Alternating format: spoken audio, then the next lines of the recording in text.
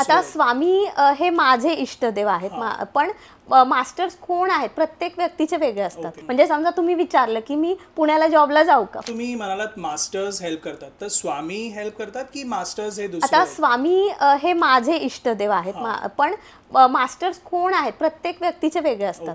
तर इष्टदेव कळतात पण मास्टर्स कधी समजत नाही की कोण आहेत, पण त्यांच्याकडून इंट्युशन येतं आणि लिटरली मला जेव्हा मी रेकॉर्ड्स ओपन करते मला विजन्स येतात, मला मेसेजेस येतात.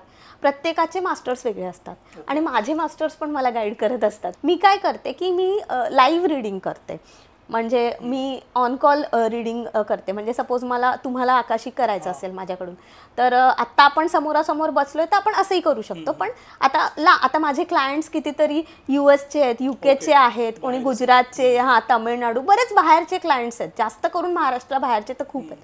तर मग अशा वेळेला मग ते ऑन कॉलच असतात. मग त्यांच्या समोरच मी त्यांच्या रेकॉर्ड ओपन करते, मी मेडिटेशनला बसते आणि मग मला जो गायडन्स येतो, जे काही येतं, तर ते त्यांच्यासमोर ते क्लिअर करते आणि मग त्यांच्यासमोरच रेकॉर्ड्स क्लोज करते.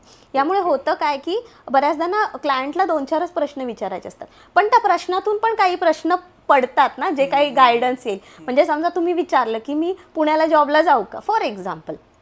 मास्टर्सने सांगितलं की पुण्यामध्ये तुला जॉबची संधी आहे, पण आत्ता नको जाऊ, आत्ता मुंबईला जॉब कर. पण हे जेव्हा मी तुमच्याशी फोनवर किंवा समोरासमोर केलं तेव्हा तुम्ही समोरून विचारलं ना की आता मुंबईला कुठे, म्हणून मी लाईव्ह सेशन घेते, म्हणजे ऑन कॉल.